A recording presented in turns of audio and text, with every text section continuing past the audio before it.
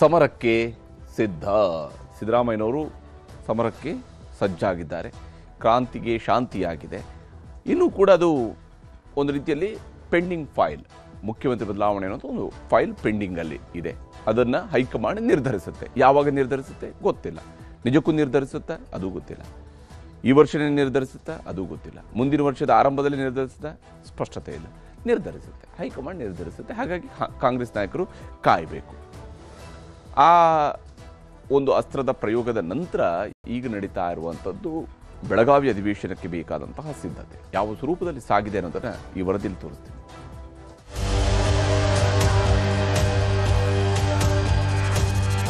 ರಾಜಕೀಯ ರಾಜಕೀಯ ಚರ್ಚೆ ಊಟ ಮಾಡೋದು ಆತಂಕ ಸೃಷ್ಟಿ ಮಾಡೋದಾದ್ರೆ ಭಾರತೀಯ ಜನತಾ ಪಾರ್ಟಿಗೆ ಇನ್ನೂ ಜಾಸ್ತಿ ಮಾಡ್ತೀವಿ. ಒಬ್ಬರ ಮನೆಗೆ ಒಬ್ಬರು ಹೋಗೋದು ಅಂತಂದ್ರೆ ಏನು? ನೀವು ಏನೇ ಮಾಡಿದ್ರು ಸರ್ಕಾರ ಮಾಡ್ತಿರೋದು ಜನರಿಗೆ ತಿಳಿಸಬೇಕು ಇದನ್ನ. ರಾಜ್ಯ ರಾಜಕೀಯದಲ್ಲಿ ಪವರ್ ಶೇರಿಂಗ್ ವಿಚಾರಕ್ಕೆ ಸಿಎಂ ಡಿಸಿಎಂ ನಡುವೆ ನಡೆದ ಬ್ರೇಕ್ಫಾಸ್ಟ್ ಮೀಟಿಂಗ್ ಬಳಿಕ ಅಲ್ಪ ವಿರಾಮವೇನೋ ಬಿದ್ದಿದೆ. ಆದರೆ ತೆರೆಮರೆಯ ಆಟ ಮಾತ್ರ ನಿಂತಂತೆ ಕಾಣ್ತಿಲ್ಲ. ಡಿಸಿಎಂ ಡಿಕೆ ಶಿವಕುಮಾರ್ ದಿಲ್ಲಿ ಯಾತ್ರೆ ಮುಂದುವರೆದಿದ್ರೆ, ಇತ್ತ ಸಿಎಂ ಸಿದ್ದರಾಮಯ್ಯ ಮಾತ್ರ ಸಚಿವರು ಶಾಸಕರ ನಡುವೆ ಒಗ್ಗಟ್ಟಿನ ಜಪ ಜಪಿಸುತ್ತಿದ್ದಾರೆ.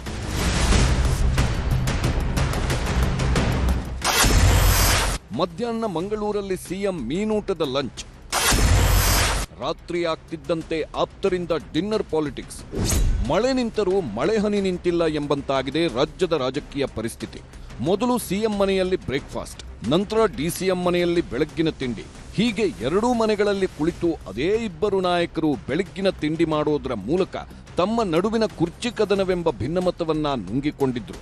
ಹಾಗಿದ್ದರೂ ಕುರ್ಚಿ ಸುತ್ತಲಿನ ಕಿಚಿಕಿಚಿ ಮಾತು ಇನ್ನೂ ನಿಂತಿಲ್ಲ. ಒಬ್ಬೊಬ್ಬರು ಒಂದೊಂದು ರೀತಿಯಲ್ಲಿ ಹೈಕಮಾಂಡ್ ಆದೇಶಕ್ಕಾಗಿ ಕಾಯುತ್ತಾ ಕುಳಿತಿದ್ದಾರೆ. ಈ ಮಧ್ಯೆ ನಿನ್ನೆ ಮಂಗಳೂರಿನ ಕಾರ್ಯಕ್ರಮದಲ್ಲಿ ಸಿಎಂ ಭಾಗಿಯಾಗಿದ್ರು. ಅಲ್ಲಿ ಡಿಸಿಎಂ ಡಿಕೆಶಿ ಪರವಾಗಿ ಮುಂದಿನ ಸಿಎಂ ಘೋಷಣೆಗಳೂ ಕೂಡ ಕೇಳಿ ಬಂದಿದ್ವು. ಗುರುಗಾಂಧಿ ಕಾರ್ಯಕ್ರಮಕ್ಕೂ ಮೊದಲು ಮತ್ತು ನಂತರ ಕೆಸಿ ವೇಣುಗೋಪಾಲ್ ಜೊತೆ ಸಿಎಂ ಸಿದ್ದರಾಮಯ್ಯ ಮಾತುಕತೆ ನಡೆಸಿದಾಗ ರಾಜ್ಯದಲ್ಲಿನ ಗೊಂದಲಗಳಿಗೆ ತೆರೆ ಎಳೆದಿರೋ ಬಗ್ಗೆ ಮನವರಿಕೆ ಮಾಡಿಕೊಟ್ಟಿದ್ರು.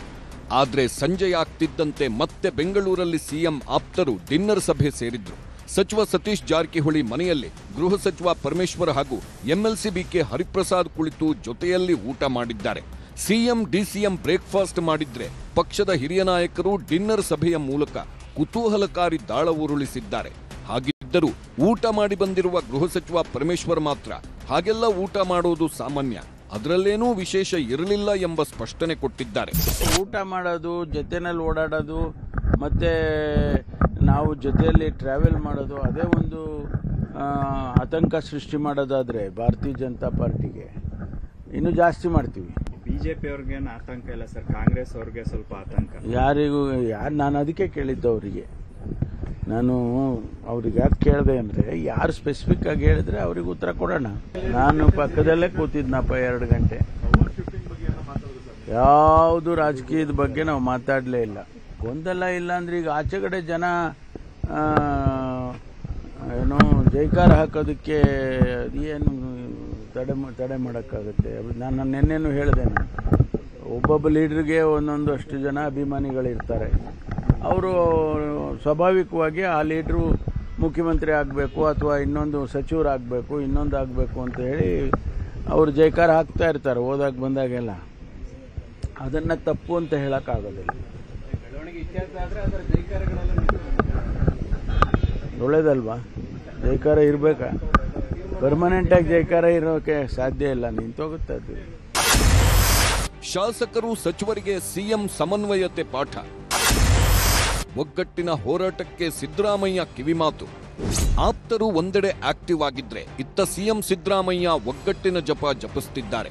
ಡಿಸೆಂಬರ್ 8ರಿಂದ ಬೆಳಗಾವಿ ಸುವರ್ಣ ಸೌಧದಲ್ಲಿ ಚಳಿಗಾಲದ ಅಧಿವೇಶನ ಆರಂಭವಾಗ್ತಿದ್ದು, ಸರ್ಕಾರವನ್ನ ಇಕ್ಕಟ್ಟಿಗೆ ಸಿಲುಕಿಸಲು ವಿಪಕ್ಷಗಳು ಇನ್ನಿಲ್ಲದ ರಣತಂತ್ರ ರೂಪಿಸುತ್ತಿವೆ. ಆದರೆ ಯಾವುದೇ ಕಾರಣಕ್ಕೂ ವಿಪಕ್ಷಗಳು ಆಟಕ್ಕೆ ಅವಕಾಶ ಕೊಡಬಾರದು. ಅದರಲ್ಲೂ ನಾಯಕತ್ವ ವಿಚಾರದಲ್ಲಿ ಸೊಲ್ಲೆತ್ತದಂತೆ ನೋಡಿಕೊಳ್ಳಬೇಕು ಅನ್ನೋ ನಿರ್ಧಾರಕ್ಕೆ ಸಿಎಂ ಡಿಸಿಎಂ ಬಂದಿದ್ದಾರೆ.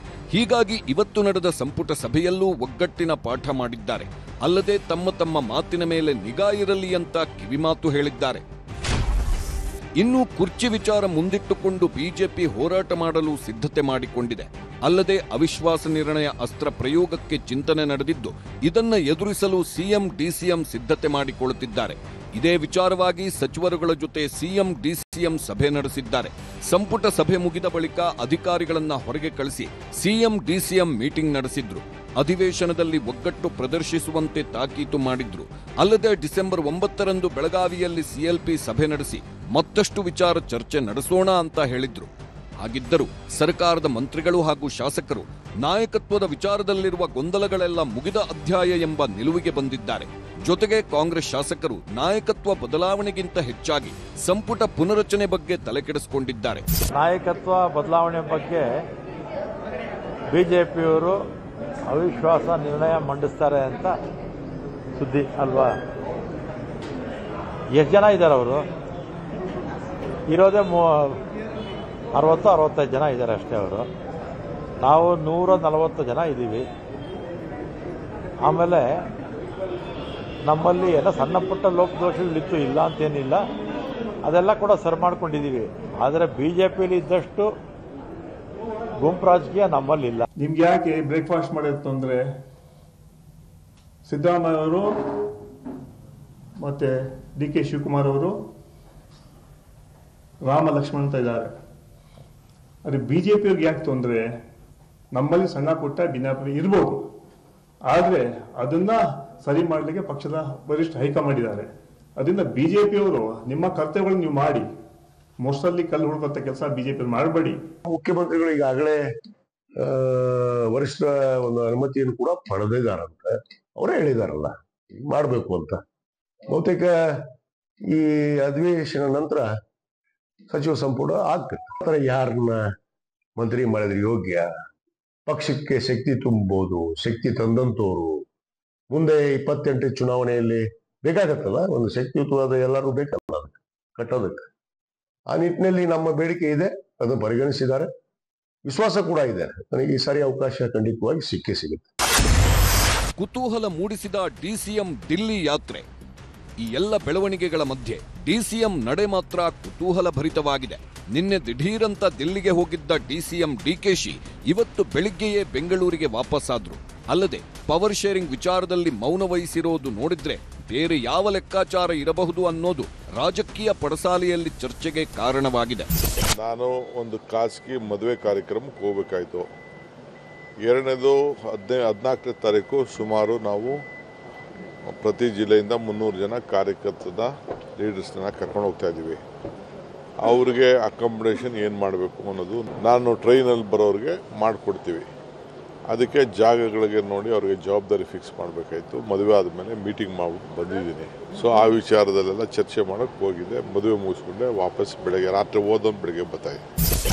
ಇನ್ನೂ ಅಧಿವೇಶನ ಆರಂಭವಾಗ್ತಿದ್ದು ಸರ್ಕಾರಕ್ಕೆ ಒಂದಷ್ಟು ಅಗ್ನಿಪರೀಕ್ಷೆ ಸಮಯ ಎದುರಾಗಿರೋದಂತೂ ಸತ್ಯ. ಪ್ರತಿಪಕ್ಷ ಬಿಜೆಪಿ ಅವಿಶ್ವಾಸ ನಿರ್ಣಯ ಮಂಡಿಸಿದ್ರೆ ಯಶಸ್ವಿಯಾಗಿ ಎದುರಿಸಬೇಕಾಗಿದೆ. ಅಲ್ಲದೆ ಸಿಎಂ ಡಿಸಿಎಂ ನಡುವೆ ಸಾಮಾಜಿಕ ಮಾಧ್ಯಮಗಳಲ್ಲಿ ನಡೆದಿದ್ದ ನುಡಿದಂತೆ ನಡೆಯಬೇಕು ಅನ್ನೋ ಹೇಳಿಕೆ ಕೂಡ ವಿಪಕ್ಷಗಳಿಗೆ ಆಹಾರವಾಗುವ ಸಾಧ್ಯತೆ ಇದೆ. ಹೀಗಾಗಿ ಇದನ್ನೆಲ್ಲ ಕಾಂಗ್ರೆಸ್ ನಾಯಕರು ಹೇಗೆ ನಿಭಾಯಿಸುತ್ತಾರೆ ಅನ್ನೋದು ಸದ್ಯದ ಕುತೂಹಲ. ಕಾಂಗ್ರೆಸ್ ಸರ್ಕಾರದ ವಿರುದ್ಧ ಬಿಜೆಪಿ ನಿಗಿನಿಗಿ. ಬಿಜೆಪಿಗೆ ಹೆದರಿ ಕ್ಯಾಬಿನೆಟ್ ಸಭೆ ಅಂತ ಲೇವಡಿ. ಕಾಂಗ್ರೆಸ್ನಲ್ಲಿ ಕುರ್ಚಿ ಕದನ ಶುರುವಾಗಿ ತಣ್ಣಗೇನೋ ಆಗಿದೆ. ಆದರೆ ಬಿಜೆಪಿ ಮಾತ್ರ ಈ ವಿಚಾರವನ್ನ ಇಲ್ಲಿಗೇ ಬಿಡೋ ಲಕ್ಷಣಗಳು ಕಾಣುತ್ತಿಲ್ಲ. ಇದಕ್ಕೆ ಸರಿಯಾಗಿ ವಿಧಾನಮಂಡಲ ಕಲಾಪ ಶುರುವಾಗ್ತಿದ್ದು ಅಲ್ಲೇ ಸರ್ಕಾರದ ವಿರುದ್ಧ ಅಬ್ಬರಿಸೋಣ ಅಂತ ಸ್ಕೆಚ್ ಹಾಕೊಂಡಿದ್ದಾರೆ. ಭ್ರಷ್ಟಾಚಾರದ ಬಗ್ಗೆ ಉಪಲೋಕಾಯುಕ್ತರು ಹೇಳಿದ್ದಂತೆ ಹೇಳಿಕೆಯನ್ನ ಆಧಾರವಾಗಿಟ್ಟುಕೊಂಡು ಸರ್ಕಾರದ ವಿರುದ್ಧ ಮುಗಿಬೀಳಲು ಸಿದ್ಧತೆ ಮಾಡಿಕೊಂಡಿದ್ದಾರೆ. ಅಲ್ಲದೆ ಇದೇ ಹೇಳಿಕೆ ಆಧಾರದಲ್ಲಿ ಸಿಬಿಐ ತನಿಖೆಗೂ ಒತ್ತಾಯಿಸಿದ್ದಾರೆ. ಪೇಸಿಎಂ ಅಂತ ಪೋಸ್ಟರ್ ಅಂಟಿಸ್ತಾರಲ್ಲ, ಎಲ್ಲ ರೋಡಲ್ಲಿ ಅಂಟಿಸ್ತಾರಲ್ಲ, ಈಗ ನಿಮ್ಮ ಮಕ್ಕದ ಮೇಲೆ ಅಂಟಿಸ್ಬೇಕು ಪೋಸ್ಟರ್ನ. ನಾಚಿಕೆ ಆಗ್ಬೇಕಲ್ಲ ಸಿದ್ದರಾಮಯ್ಯನವ್ರಿಗೆ, ಅವರ ಮಂತ್ರಿಮಂಡಲಕ್ಕೆ. ಒಬ್ಬ ಲೋಕಾಯುಕ್ತ, ಸಿಟ್ಟಿಂಗ್ ಲೋಕಾಯುಕ್ತ, ನಾನು ಹೇಳ್ತಾ ಇರೋದು ಸಿಟ್ಟಿಂಗ್ ಲೋಕಾಯುಕ್ತ, ಉಪಲೋಕಾಯುಕ್ತರು, ಅದು ನ್ಯಾಯಾಧೀಶರಿರುವಂಥ ವೇದಿಕೆಗಳ ಮೇಲೆ ಕರ್ನಾಟಕದಲ್ಲಿರೋ ಭ್ರಷ್ಟಾಚಾರದ ಬಯಲನ್ನು ಮಾಡಿದ್ದಾರೆ. ಎಲ್ಲ ಕಡೆ ದುಡ್ಡು, P1 ಇಂದ ಹಿಡಿದು ಕಮಿಷನರ್, ಇದು ಸೆಕ್ರೆಟರಿವರೆಗೂ ದುಡ್ಡು. ಅದರಿಂದ ಈಗ 63% ಕಮಿಷನ್ ಆಗ್ತಾ ಇದೆ. ಸರ್ಕಾರ ನಿಜಕ್ಕೂ ಲೋಕಾಯುಕ್ತರ ಹೇಳಿಕೆ ಮೇಲೆ ಕೂಡಲೇ ಸರ್ಕಾರ ಸಿಬಿಐ ತನಿಖೆಗೆ ಒಪ್ಪಿಸಬೇಕಿದ್ದನ್ನು. ಮಾನ್ಯ ಮುಖ್ಯಮಂತ್ರಿಗಳ ಆರ್ಥಿಕ ಸಲಹೆಗಾರರು ಮೊದಲೇ ಇದನ್ನ ಹಿಂಟ್ ಕೊಟ್ಟಿದ್ರು. ಹೆಚ್ಚು ಕಡಿಮೆ ಕರ್ನಾಟಕನೇ ನಂಬರ್ 1 ಅನ್ನೋದನ್ನ ಹೇಳಿದ್ರು. ಇಲ್ಲಿನ ಪಾಪ ನಂಬರ್ 5ರಲ್ಲಿ ಬಂದಿದೆ ಭ್ರಷ್ಟಾಚಾರದಲ್ಲಿ. ಸುಳ್ಳು ಅನ್ನೋದಾದ್ರೆ ನೀವು ನೇರವಾಗಿ ಮಾತಿನಲ್ಲಿ ಇದನ್ನ ಸುಳ್ಳು ಅಂತ ಹೇಳಲಿಕ್ಕೆ ಬರಲ್ಲ. ಯಾಕೆಂತಂದ್ರೆ ಜವಾಬ್ದಾರಿ ಸ್ಥಾನದಿಂದ ಬಂದಿರತಕ್ಕಂತ ಈ ಮಾತು. ಸರಿ ಅನ್ನೋದಾದ್ರೆ ನೀವು ಯಾವ ಮುಖ ಇಟ್ಕೊಂಡು ಇನ್ನು ಸರ್ಕಾರ ನಡೆಸಲಿಕ್ಕೆ ನಿಮಗೆ ಸಾಧ್ಯ ಇದೆ? ರಾಜೀನಾಮೆ ಕೊಡಬೇಕೋ ಬೇಡ? ಇಷ್ಟೇ ಅಲ್ಲ, ಕುರ್ಚಿ ಕದನದ ಬಗ್ಗೆ ತೀವ್ರವಾಗಿ ಲೇವಡಿ ಮಾಡಿರೋ ಬಿಜೆಪಿ ನಾಯಕರು ನಮಗೆ ಹೆದರಿ ಕ್ಯಾಬಿನೆಟ್ ಮೀಟಿಂಗ್ ಮಾಡಿದ್ದಾರೆ, ಸಚಿವರ ಜೊತೆಗೆ ಪ್ರತ್ಯೇಕ ಸಭೆ ಕೂಡ ಮಾಡುತ್ತಿದ್ದಾರೆ. ಅಧಿಕಾರ ಹಸ್ತಾಂತರ ವಿಚಾರದಲ್ಲಿ ಸಿಎಂ ಡಿಸಿಎಂ ನಡುವೆ ಅಧಿಕಾರ ಕೊಡೆ ನಾ ಬಿಡೆ ಎನ್ನುವಂತಾಗಿದ್ದು, ಹೆಣ್ಣು ಕೊಡೋ ಸಂಬಂಧದ ರೀತಿ ಬ್ರೇಕ್ಫಾಸ್ಟ್ ಮೀಟಿಂಗ್ ಮಾಡಿದ್ದಾರೆ ಅಂತ ಲೇವಡಿ ಮಾಡಿದ್ದಾರೆ. ಇನ್ನು ಈ ಬಗ್ಗೆ ಪ್ರತಿಕ್ರಿಯಿಸಿರೋ ಕಾಂಗ್ರೆಸ್ ನಾಯಕರು ನಮ್ಮ ಬಳಿ 140 ಜನ ಇದ್ದಾರೆ ಅಂತ ತಿರುಗೇಟು ಕೊಟ್ರು. ಈ ಸಾರಿ ಹೆಣ್ಣು ಕೊಡೋರು ಬಂದಿದ್ರಪ್ಪ, ನಮ್ಮನ್ನು ಅವ್ರ ಮನೆಗೆ ಕರೆದಿದ್ದಾರೆ, ನಾವು ಹೋಗ್ಬೇಕಾಗಿದೆ, ಸೊ ಇಂಥ ದಿನದಲ್ಲಿ ನಾವು ಹೋಗ್ತೀವಿ. ಆವಾಗ ಬ್ರೇಕ್ಫಾಸ್ಟೋ ಅಥವಾ ಊಟನೋ ತಿಂಡಿನೋ ಏನೋ ಇರ್ತದೆ. ಈ ರೀತಿ ಸಂಬಂಧ ಬೆಸೆಯೋದು ಇರೋದು. ಬಟ್ ಒಂದೇ ಪಕ್ಷದಲ್ಲಿರ್ತಕ್ಕಂಥ ಮುಖ್ಯಮಂತ್ರಿ ಉಪಮುಖ್ಯಮಂತ್ರಿಗಳು ನಮ್ಮನೆಗೆ ಬ್ರೇಕ್ಫಾಸ್ಟ್ಗೆ ನೀವು, ನಿಮ್ಮನೆ ಬ್ರೇಕ್ಫಾಸ್ಟ್ಗೆ ನಾನು ಅಂದ್ರೆ ಇದು ಯಾವ ತರ ಸಂಬಂಧ? ಅದರ ಅವಶ್ಯಕತೆ ಇಲ್ಲ. ಅವರು ಮೂವ್ ಮಾಡೋದಾದ್ರೆ ಮಾಡಲಿ. ನಾವು 140 ಜನ ಇದ್ದೀವಿ, ನಾವು ಫೇಸ್ ಮಾಡ್ತೀವಿ. ಏನೈತೆ, ಮಾನ್ಯ ಮುಖ್ಯಮಂತ್ರಿಗಳಿದ್ದಾರೆ, ಉಪಮುಖ್ಯಮಂತ್ರಿಗಳಿದ್ದಾರೆ, ನಮ್ಮೆಲ್ಲ ಶಾಸಕರಿದ್ದಾರೆ, ಎಲ್ಲ ಒಗ್ಗಟ್ಟಾಗಿ ಎದುರಿಸ್ತೀವಿ.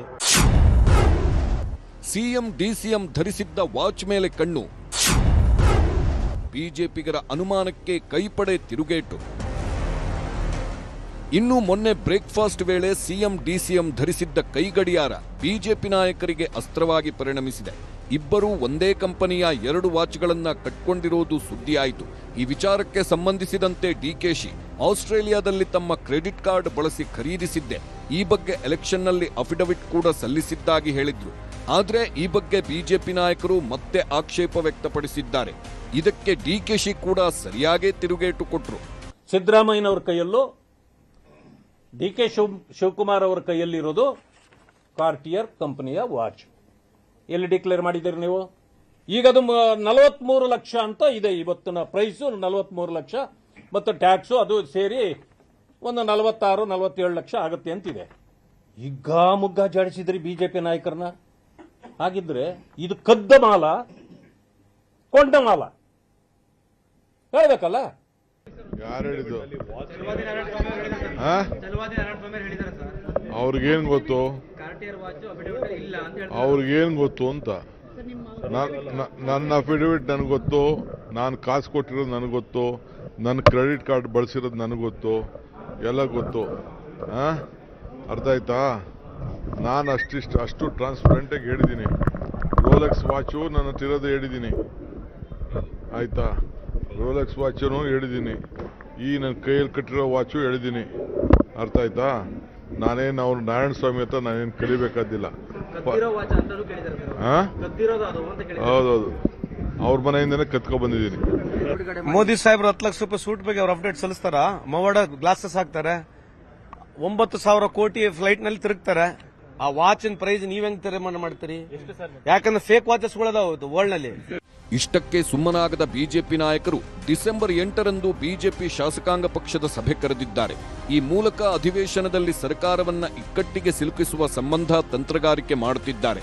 ಒಟ್ಟಾರೆ ಕಾಂಗ್ರೆಸ್ ಸರ್ಕಾರ ಮತ್ತು ವಿಪಕ್ಷ ಬಿಜೆಪಿ ನಡುವಿನ ಹೋರಾಟಕ್ಕೆ ಈಗ ಕುರ್ಚಿ ಸಂಘರ್ಷ ಕೂಡ ಸೇರ್ಪಡೆಯಾಗಿದ್ದು ರಾಜ್ಯ ರಾಜಕೀಯ ಮತ್ತಷ್ಟು ರಂಗು ಪಡೆದುಕೊಂಡಿದೆ. Bureau report, news 18. ಹೀಗೆ ಸದ್ಯ ಬೆಳಗಾವಿ ಅಧಿವೇಶನಕ್ಕೂ ಮುಂಚಿತವಾಗಿ ಬೇಕಾದಂಥ ಸಿದ್ಧತೆಗಳನ್ನು ಸಿದ್ದರಾಮಯ್ಯ ಆ್ಯಂಡ್ ಟೀಮ್ ಮಾಡಿಕೊಡ್ತಾ ಇದ್ದಾರೆ. ನೋಡಬೇಕು ಯಾವ ಸ್ವರೂಪದಲ್ಲಿ ಬೆಳಗಾವಿ ಅಧಿವೇಶನದಲ್ಲಿ ಚರ್ಚೆಗಳು ನಡೀತವೆ ಅಂತ ಹೇಳಿ. ಆದರೆ ರಾಜಕೀಯದ ಚರ್ಚೆಗಳಿಗಿಂತ ಹೆಚ್ಚಾಗಿ ರಾಜ್ಯದ ಬಗ್ಗೆ, ವಿಶೇಷವಾಗಿ ಕರ್ನಾಟಕದ ಉತ್ತರ ಭಾಗದ ಬಗ್ಗೆ ಚರ್ಚೆಗಳಾದರೆ ಸೂಕ್ತ. ಯಾಕಂದರೆ ಅಲ್ಲಿ ಅಧಿವೇಶನ ನಡೆಸ್ತಾ ಇರುವಂಥ ಉದ್ದೇಶವೂ ಕೂಡ ಅದರ ಆದ್ಯತೆಯೂ ಕೂಡ ಉತ್ತರ ಕರ್ನಾಟಕದ ಅಭಿವೃದ್ಧಿಯ ವಿಚಾರ ಆಗಿರಬೇಕು.